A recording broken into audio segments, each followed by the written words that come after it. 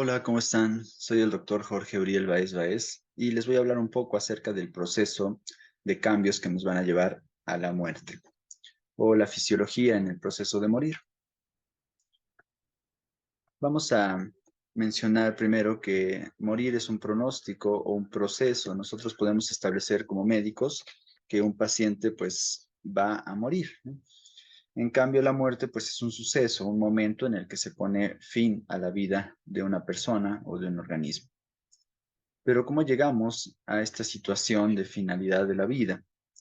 Pues primero hay que recordar que en toda lesión, enfermedad o agresión que sufre nuestro cuerpo, vamos a generar una serie de mediadores químicos que llamamos citocinas proinflamatorias.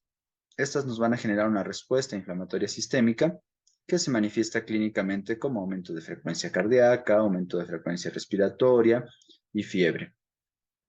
En respuesta a la agresión, pues también se producirán citocinas antiinflamatorias que nos van a llevar a episodios de estabilidad o en otras enfermedades a la curación o a la resolución del problema. Pero hablando de una enfermedad que ya tiene esos criterios de terminalidad, pues esta respuesta inflamatoria nos va a llevar a una falla orgánica múltiple que se traducirá en una inestabilidad progresiva y por último en la muerte. Ya hemos comentado en otros módulos que pues una enfermedad en fase terminal es aquella que tiene un deterioro progresivo, que no hay respuesta al tratamiento y que generalmente tiene un pronóstico de vida menor a 6 meses. Ahora, nuestros pacientes que se enfrentan a este escenario de la muerte van a pasar por una fase que conocemos como agonía o fase premortem. Esa fase de agonía nos menciona o nos indica que el paciente ya se encuentra al borde de la muerte. También se le ha llamado por eso síndrome de los últimos días. ¿Cómo podemos saber nosotros que nuestro paciente está entrando a esta etapa o se está acercando ya hacia la muerte? Se han descrito en diferentes trabajos ciertas complicaciones cuya aparición pues, nos indica que ya se instauró este proceso de morir. Hay varias descripciones. Les quise compartir esta porque es bastante práctica, bastante útil y que en el escenario, sobre todo de los cuidados domiciliarios del paciente, nos permite irlo valorando sin la necesidad de intervenciones, sin la necesidad de estudios de laboratorio o gabinete, ya que todas las manifestaciones pues son sujetas o susceptibles de valoración únicamente con la observación.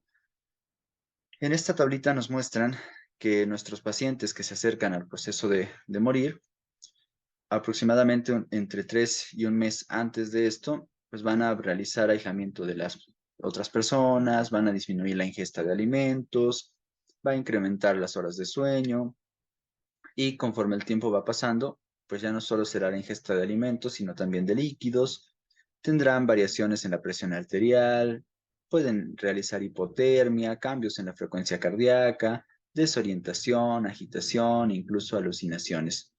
Y algunos días u horas antes, un aumento brusco de energía, variaciones de la presión arterial, respiración irregular, oliguria, incontinencia, etc. Y minutos antes, una respiración agónica y un estupor profundo.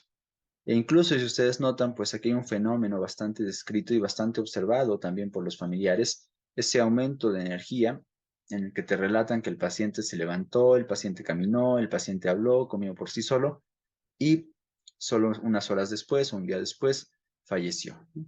Entonces podemos realizar las observaciones en el domicilio, nosotros, la enfermera, el familiar, el cuidador, basándonos en esta descripción de manifestaciones que presentará el paciente.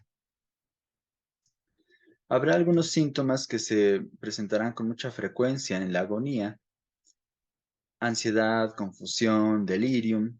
Prácticamente el 50% de los pacientes que están en este momento cercano a la muerte lo presentan. Entonces en ellos pues hay que evitar estímulos luminosos, olfatorios o auditivos. El dolor, que puede ser consecuencia de la compresión de un órgano, por daño propio a los nervios, por la presencia de algunas otras mediadores químicos y, como mencionamos hace rato, se producen ciertas sustancias por el dolor que incrementan la frecuencia cardíaca, la presión arterial la frecuencia respiratoria y que pueden hacer que incluso el paciente esté viviendo, por decirlo de una forma, de más gracias o debido al dolor.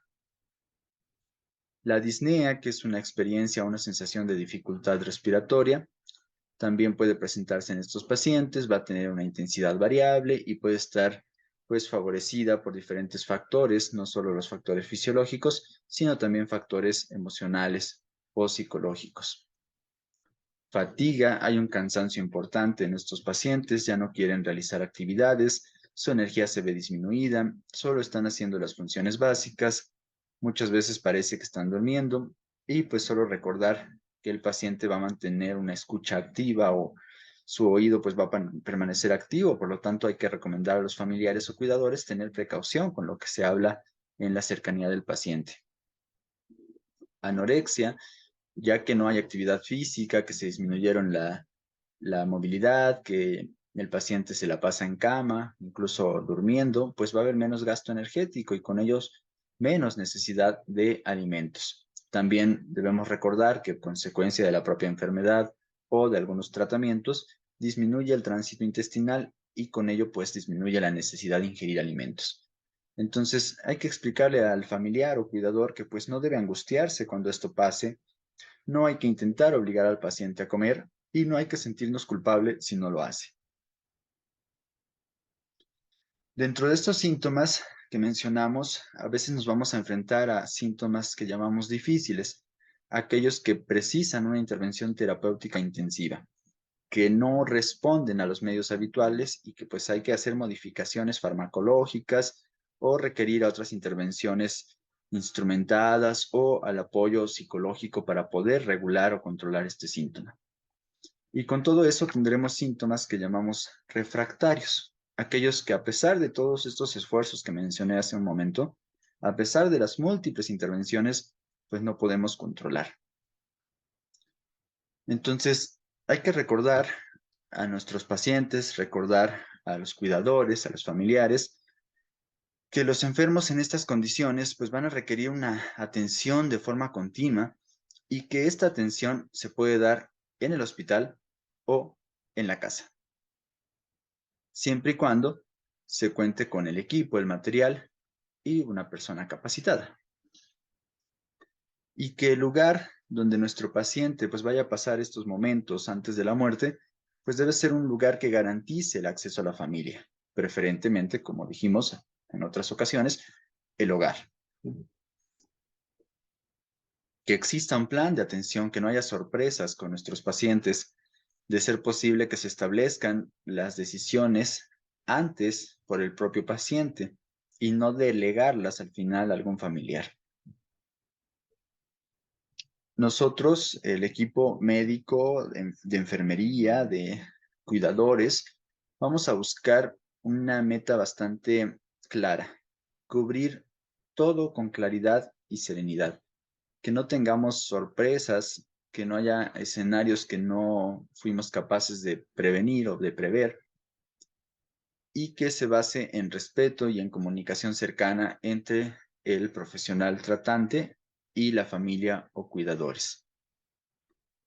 También debemos recordar que pues todas estas fases que mencionamos y todo este escenario de cambios clínicos que estamos esperando que ocurran, pues van a ser distintos de paciente a paciente y que incluso hay pacientes que pueden no presentarlos y fallecer de manera súbita, ya que este proceso pues va a ser individual en cada uno de ellos. A forma de conclusión, pues recordar que la muerte es inevitable, que el periodo de agonía será difícil no solo para el paciente, también para el familiar, para el cuidador, para el equipo tratante y, pues, en el caso de ustedes, que son profesionales de la salud, recordar siempre que debemos concentrarnos en brindar confort, en el alivio de los síntomas, no en prolongar la vida, porque vamos a caer en medidas que no tienen utilidad y que pueden suponer desgaste, que pueden suponer sufrimiento e incluso un gasto para nuestra familia. También recordar que hay que contar siempre con un abordaje multidisciplinario, apoyarnos de los profesionales de enfermería, de psicología, de nutrición, de fisioterapia, etc. Y bueno, pues esto es todo por mi parte.